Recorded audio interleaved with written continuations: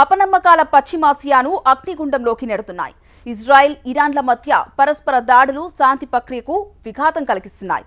ఈ క్రమంలో అమెరికా అధ్యక్షుని పిలుపుతో ఇరు పక్షాలు దాడులు నిలిపివేసేందుకు అంగీకరించాయి. అయితే రెచ్చగొడితే ఎదురుదాడి తప్పదని ఇద్దరూ చెబుతున్నారు. తాజాగా నేతన్యాహును డొనాల్డ్ ట్రంప్ మందలించడంతో ఇద్దరి మధ్య దూరం పెరిగిందనే వార్తలు గుప్పుమన్నాయి. అయితే ఇది ప్రేమికుల మధ్య అలకలాంటిదేనని ఇజ్రాయెల్ దౌత్యవేత్త ఒకరు వ్యాఖ్యానించారు. వీరిద్దరి మధ్య దశాబ్దాలుగా చెక్కు చెదరని స్నేహబంధం ఉందని చెబుతున్నారు. పశ్చిమాసియాలో ఉద్రిక్తతలు ఎంతకు తగ్గటం లేదు.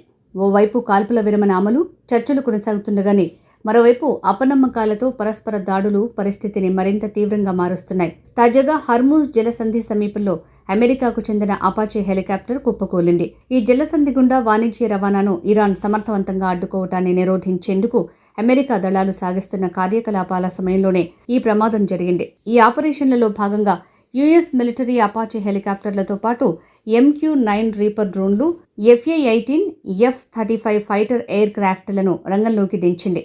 ప్రమాదం జరిగిన సమయంలోనే రీపర్ డ్రోన్లను కూల్చివేసినట్లు ఇరాన్ ప్రకటించడంతో అపాచే హెలికాప్టర్ ఇరాన్ కాల్పుల్లో కూలిపోయిందా లేదా ఏదైనా సాంకేతిక లోపం తలెత్తిందా అనే విషయంపై దర్యాప్తు చేస్తున్నట్లు అధికారులు వెల్లడించారు. అమెరికా, ఇరాన్ల మధ్య ఘర్షణలు ప్రారంభమైనప్పటి నుంచి యుఎస్ సైనిక హెలికాప్టర్ కూలిపోవటం ఇదే మొదటిసారి. హర్మూజ్ జలసంధి గుండా సముద్ర రవాణాను పునరుద్ధరించడానికి వాషింగ్టన్, టెహరాన్ దేశాల మధ్య పలుమార్లు చర్చలు జరుగుతున్నప్పటికీ ఆ ప్రాంతంలో యుఎస్ సైన్యం తన దూకుడు ప్రదర్శిస్తోంది. ఇందులో భాగంగానే అపాచే హెలికాప్టర్లు ఎక్కువగా కార్యకలాపాలు సాగిస్తున్నాయి. ఈ ప్రమాదాన్ని అమెరికా అధ్యక్షుడు డొనాల్డ్ ట్రంప్ ధృవీకరించారు. హెలికాప్టర్ ధ్వంసమవగా ఇద్దరు పైలట్లు సురక్షితంగా బయటపడినట్లు వెల్లడించారు. అమెరికా, ఇజ్రాయెల్ సంయుక్త దాడుల వల్ల ఇరాన్ సైన్యం పూర్తిగా నాశనమైందని ట్రంప్ పేర్కొన్నారు.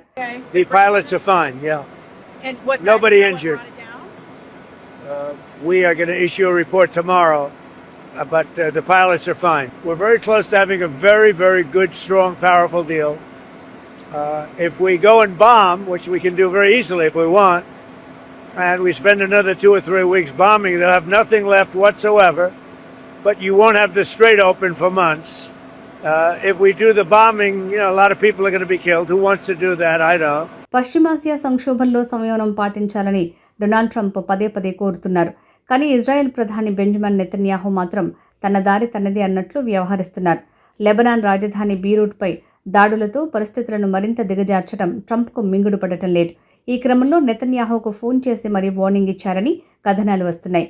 బీబీ, మీరు చాలా జాగ్రత్తగా ఉండాలి, లేకపోతే ఒంటరిగా మిగిలిపోయే పరిస్థితి వస్తుంది అని నెతన్యాహుకు ట్రంప్ చెప్పినట్టు తెలుస్తోంది. ఇరాన్పై మరింత దూకుడుగా వ్యవహరిస్తే ప్రపంచ దేశాల మద్దతు కోల్పోయే పరిస్థితి ఏర్పడొచ్చని హెచ్చరించినట్టుగా తెలుస్తోంది. ప్రస్తుతం దౌత్య చర్చలకు అవకాశాలు ఉన్నాయని, అలాంటి సమయంలో భారీ సైనిక చర్యలు చేపడితే సమస్య మరింత క్లిష్టంగా మారుతుందని పేర్కొన్నారు. అయితే ఇజ్రాయెల్ మాత్రం ఆ స్థాయిలో తిట్టనే లేదని సున్నితంగా మందలించారని అంటోంది. కాల్పుల విరమణ నేపథ్యంలో ట్రంప్, నెతన్యాహు మధ్య విభేదాలు కొంతకాలంగా బయటపడుతున్నాయి. గత వారం బీరూట్పై జరగాల్సిన వైమానిక దాడులను ట్రంప్ ఫోన్ చేయడంతో నెతన్యాహు నిలిపివేశారు. శాంతి చర్చలు దెబ్బతినకుండా ఉండాలన్నదే ట్రంప్ ఉద్దేశం. ఇరాన్లో శాంతి ఒప్పందం కోసం అమెరికా చర్చలు జరుపుతోంది.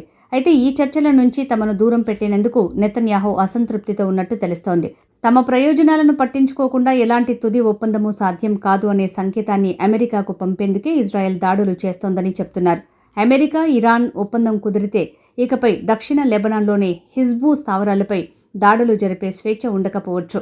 అమెరికా చర్చల కోసం దేశ సార్వభౌమాధికారాన్ని తాకట్టు పెడుతున్నారా? ఇజ్రాయెల్లో ప్రతిపక్షాలు విమర్శిస్తున్నాయి. ఈ ఒత్తిళ్ల కారణంగానే నెతన్యాహు దాడులు చేపట్టారని తెలుస్తోంది. అమెరికా అధ్యక్షునికి, ఇజ్రాయెల్ ప్రధానికి మధ్య విభేదాలు అంతర్జాతీయంగా చర్చనీయాంశమయ్యాయి. ఇరాన్పై మరిన్ని దాడులకు సిద్ధమవుతున్న నెతన్యాహును ట్రంప్ పదే పదే హెచ్చరించడం ఆసక్తి కలిగిస్తోంది. అయితే ఇజ్రాయెల్ రాయబారి HL లీటర్ మాత్రం దీన్ని ప్రేమికుల మధ్య వచ్చే చిన్నపాటి గొడవగా అభివర్ణించడం ఆసక్తి రేపుతోంది. వారి మధ్య దాదాపు 40 ఏళ్ల నాటి లోతైన స్నేహం ఉంది. కొన్నిసార్లు ప్రేమికుల మధ్య చిన్నపాటి ఘర్షణలు జరుగుతుంటాయి. అలాగే కొన్నిసార్లు వారి సంభాషణల్లో వాతావరణం కాస్త వేడెక్కుతుందని లీటర్ వ్యాఖ్యానించారు. ఇజ్రాయెల్ ప్రధాని బెంజమిన్ నెతన్యాహును హెచ్చరించిన తర్వాతే ఇజ్రాయెల్ తన దాడుల్ని నిలిపివేసినట్లు చెప్తున్నారు. తమ దేశంపైకి వచ్చే బాలిస్టిక్ క్షిపణులపై స్పందించకుండా ఇజ్రాయెల్ ఊరికే భరించలేదనే విషయాన్ని అమెరికా అధ్యక్షుడు కూడా అర్థం చేసుకున్నారని ఇజ్రాయెల్ అధికారులు అంటున్నారు. కాగా ప్రతీకార దాడుల్ని నిలిపివేస్తున్నట్లు ఇరాన్, ఇజ్రాయెల్ కీలక ప్రకటన చేశాయి. తాజాగా రెండు దేశాలు క్షిపణుల వర్షం కురిపించుకోవడంతో ఇరు దేశాలు ఉద్రిక్తతలను తగ్గించుకోవాలని, శాంతి సుస్థిరతలను నెలకొల్పాలని ట్రంప్ అన్నారు. ఇజ్రాయెల్పై ప్రతీకార దాడుల్ని నిలిపివేస్తున్నట్టు ఇరాన్ ప్రకటించింది. అయితే ఇజ్రాయెల్ కానీ ఆ దేశం మిత్రపక్షాలు కానీ కవ్వింపులకు ఇస్తే ఎట్టి పరిస్థితుల్లోనూ ఊరుకోబోమని చెప్పింది. దేశ రక్షణ కోసం ఎలాంటి ముప్పునైనా ఎదుర్కొంటామని ఇరాన్ అధ్యక్షుడు పెజెష్కియాన్ స్పష్టం చేశారు.